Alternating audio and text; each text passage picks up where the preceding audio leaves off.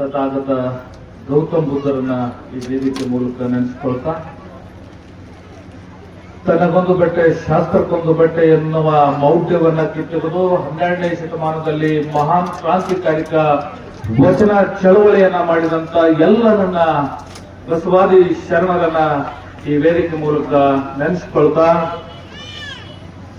ಯಾವೊಬ್ಬ ಜೀವನದಲ್ಲಿ ಸಾಮಾಜಿಕವಾಗಿ, ಆರ್ಥಿಕವಾಗಿ ಮತ್ತು ಶೈಕ್ಷಣಿಕವಾಗಿ ಕ್ರಾಂತಿಕಾರಿಕ ಬದಲಾವಣೆಯಾಗುತ್ತದೆಯೋ ಅದೇ ನಿಜವಾದ ಪ್ರಜಾಪ್ರಭುತ್ವ ಎನ್ನುವ ಮಾತನ್ನು ಹೇಳಿದ ಮಹಾನ್ ಮಾನವತಾವಾದಿ, ಪುಸ್ತಕ ಪ್ರೇಮಿ, ಜಗತ್ತಿನ ಘನಪಂಡಿತ, ವಿಶ್ವರತ್ನ, ಭಾರತ ರತ್ನ, ಸಂವಿಧಾನ ಶಿಲ್ಪಿ ಡಾಕ್ಟರ್ ಬಾಬಾ ಸಾಹೇಬ್ ಅಂಬೇಡ್ಕರ್ ರನ್ನ ಈ ವೇದಿಕೆ ಮೂಲಕ ನೆನೆಸಿಕೊಳ್ತಾ, ಇವತ್ತು ನಿಬರ್ಗಿ ಗ್ರಾಮದಲ್ಲಿ ಡಾಕ್ಟರ್ ಬಾಬಾ ಸಾಹೇಬ್ ಅಂಬೇಡ್ಕರ್ ಅವರ ಜಯಂತಿಯನ್ನ ಬಹಳ ಅದ್ದೂರಿಯಾಗಿ ಆಚರಣೆ ಮಾಡಿದ ಎಲ್ಲ ನನ್ನ ಭೀಮ ಸೈನಿಕರಿಗೆ ವಂದಿಸುತ್ತಾ, ಹಾಗೂ ಇವತ್ತು ಈ ಜಯಂತಿ ಬಹಿರಂಗ ಸಭೆ ಕಾರ್ಯಕ್ರಮಕ್ಕೆ ಆಗಮಿಸಿದ ಎಲ್ಲ ಅತಿಥಿ ಅವರಿವರನ್ನದೇ ಬಸವ ಸಂಸ್ಥರ ಆದಿಯಾಗಿ ಎಲ್ಲರ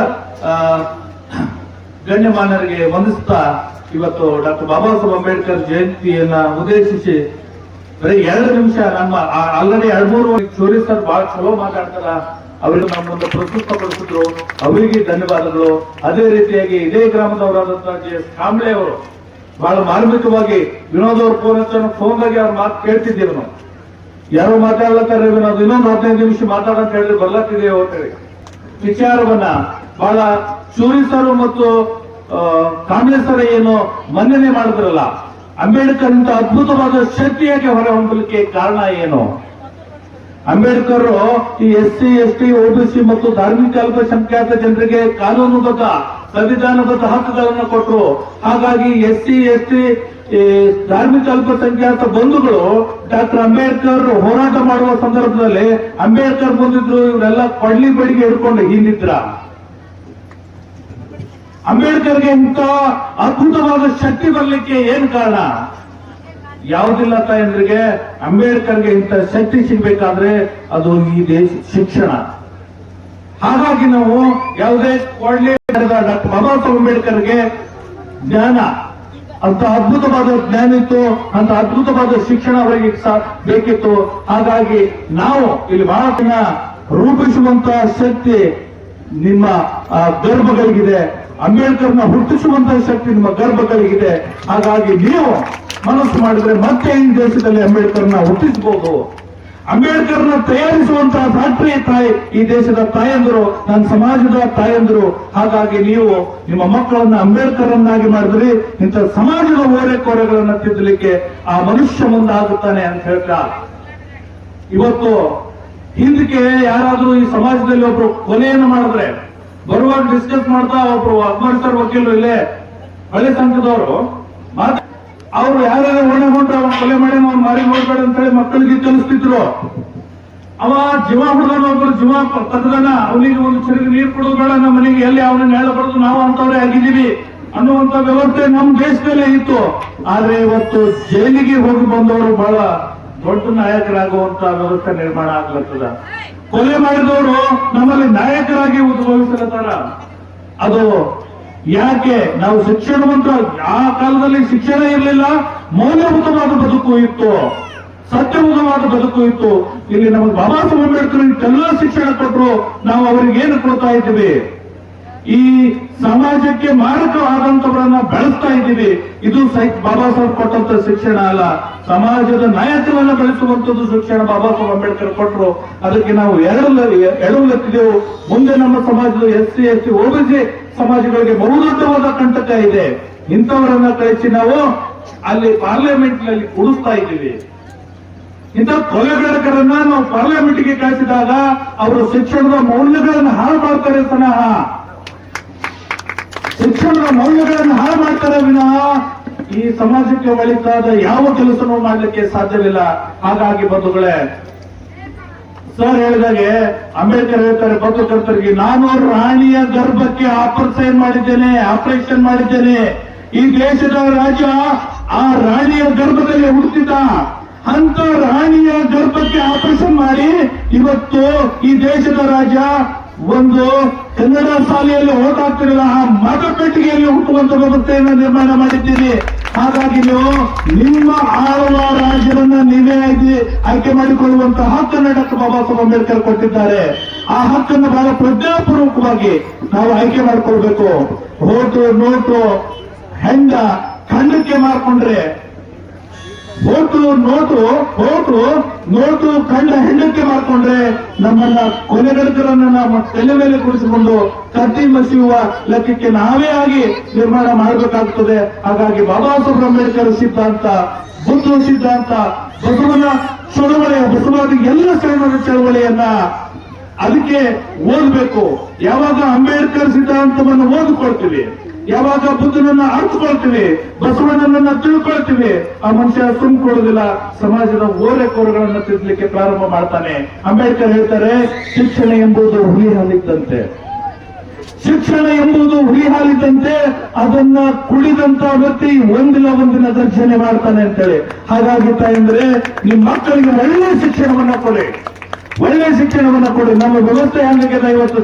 ಬುಧವಾರ ಚರ್ಚೆ ಸಂತಿಗೆ ಹೋದೆ ಬಂದ್ರ ನಾವು ಯಾರಿಗೂ ಕೇಳಾರ್ದೆ 1 ಕಿಲೋ ಖಂಡ ತಗೊಂಡ್ಬಂದು ಬಿಡ್ತೀವಿ ನಮ್ಮ ಮನೆಗೆ. ನಿಜ. ಆದ್ರೆ ನನ್ನ ಮನೆಯಾಗ ನನ್ನ ಮಗ ದಿನ ನನಗೊಂದು ಅಂಕಿಲ್ಪಿ ಬೇಕು, ಒಂದು ಪಾರ್ಟಿ ಬೇಕು, ಪುಸ್ತಕ ಬೇಕು ಅಂತೇಳಿ ಒಂದು ವಾರ 10 ಕರುವಿನಾಗ ನಾವು ಹೋಗಿ ಅವನಿಗೆ ಪುಸ್ತಕ ಕೊಡ್ತೀವಿ. ಆ ವ್ಯವಸ್ಥೆ ನಾವಿವತ್ತು ತಾಯಂದ್ರೆ ಹೇಳ್ತೀವಿ, ನೀವು ಬರುವಾಗ ಆ ಮಟನ್ ತರ್ತಿಲ್ಲ, ತಿನ್ಬೇಕು. ರಸ್ ಕೇಳದೆ ಇರುವಂತ ಚಟುವಟಿಕೆ ಉಳ್ಳ ಪುಸ್ತಕಗಳನ್ನ, ಒಳ್ಳೆ ಮೌಲ್ಯಯುತ ಪುಸ್ತಕಗಳನ್ನ ತಂದು ಕೊಡ್ರಿ. ಆ ಪುಸ್ತಕ ಹಾಳಾಗೋದಿಲ್ಲ, ಓದಿಲ್ಲದು ಮನೆಯಾಗಿರ್ಲಿ, ನಾಳೆ ಓದ್ತಾನ, ನಾಳಿದ್ದು ಓದ್ತಾನ, ಅವನಿಗೆ ತಿಳುವಳಿಕೆ ಬಂದಾಕರೆ ಓದ್ತಾನ. ಆ ಪುಸ್ತಕವನ್ನ ಸಂಗ್ರಹಿಸುವಂತ ಶಕ್ತಿ ನಿಮಗೆ ಬರಬೇಕು. ಆವಾಗ ನಮ್ಮ ಮಕ್ಕಳ ಭವಿಷ್ಯವನ್ನ ಬದಲಾಗ್ತದ. ಇದೇ ರೀತಿಯಾಗಿ ಡಾಕ್ಟರ್ ಬಾಬಾ ಸಾಹೇಬ್ ಅಂಬೇಡ್ಕರ್ ಜಯಂತಿ ಬೆಲೆ ಇಂಥ ಸಭೆಗಳನ್ನು ಮಾಡೋದು, ಅಂಬೇಡ್ಕರ್ ಭಾಷಣವನ್ನ ಕೇಳೋದು, ಮುಂದೆ ಡಿಜೆ ಹೊಡೆದು ಡ್ಯಾನ್ಸ್ ಹೋಗಿ ಅಂಬೇಡ್ಕರ್ ಜಯಂತಿ ಬಹಳ ಅದ್ದೂರಿಯಾಗಿ ಮಾಡಿದೇವೆ ಅಂತ ಹೇಳೋದು ಅಲ್ಲ. ಅಂಬೇಡ್ಕರ್ ಜಯಂತಿ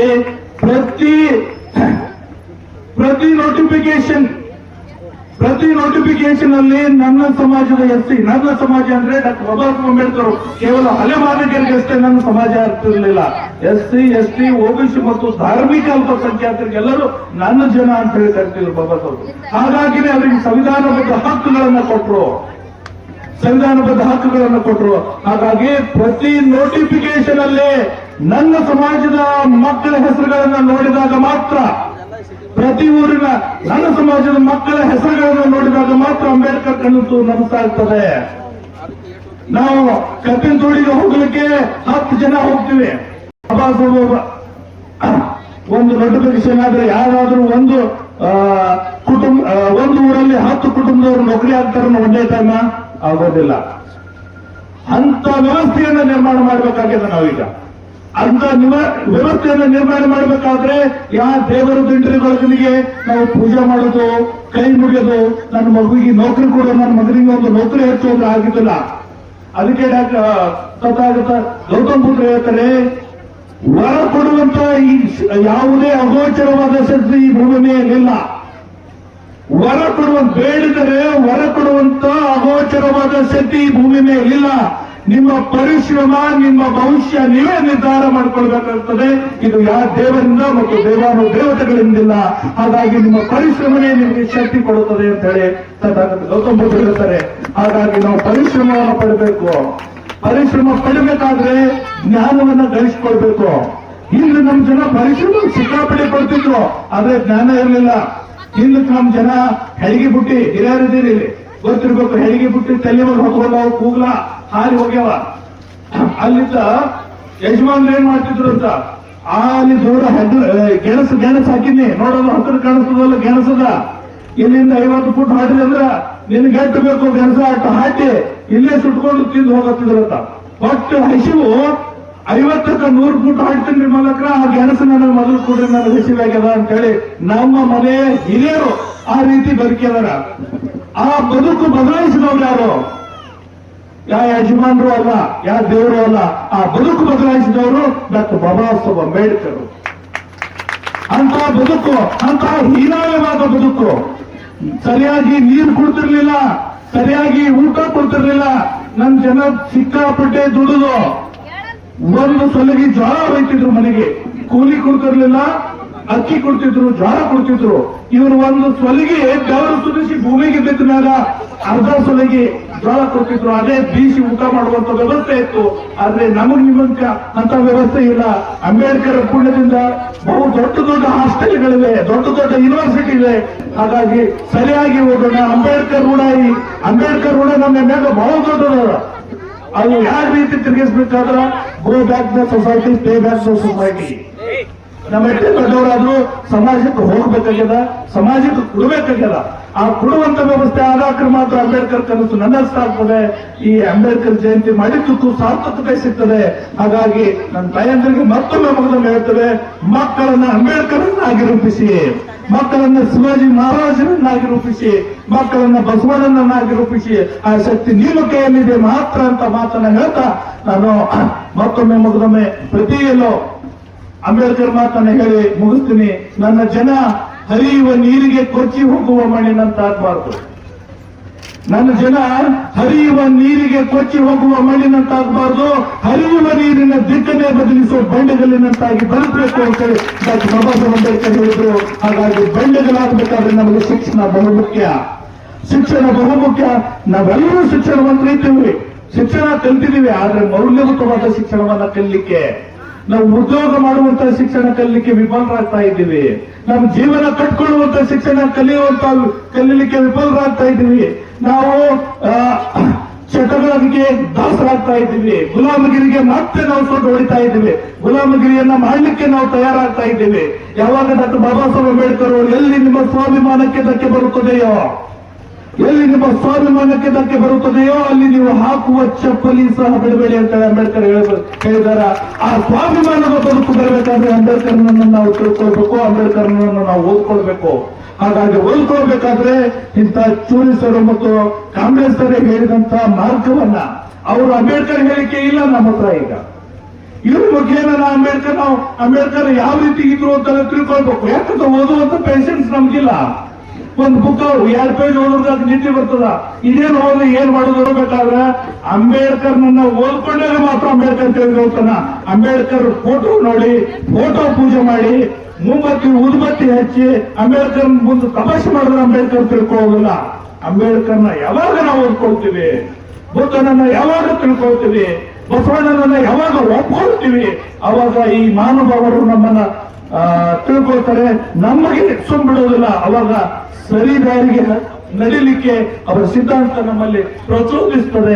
ಹಾಗಾಗಿ ನಾವೆಲ್ಲರೂ ಶಿಕ್ಷಣವಂತರಾಗೋಣ ಅಂತ ಹೇಳ್ತಾ ನನಗೆ ಇಲ್ಲಿ ಮಾತಾಡಲಿಕ್ಕೆ ಅವಕಾಶ ಮಾಡಿಕೊಟ್ಟಂತ ನಿವೃತ್ತಿ ಕ್ರಮದ ಎಲ್ಲ ಭೀಮ ಬಂಧುಗಳಿಗೆ ಕೋಟಿ ಭೀಮ ನಮನಗಳನ್ನು ಹೇಳ್ತಾ ನನ್ನ ಮಾತನ್ನು ಮುಗಿಸ್ತೇನೆ.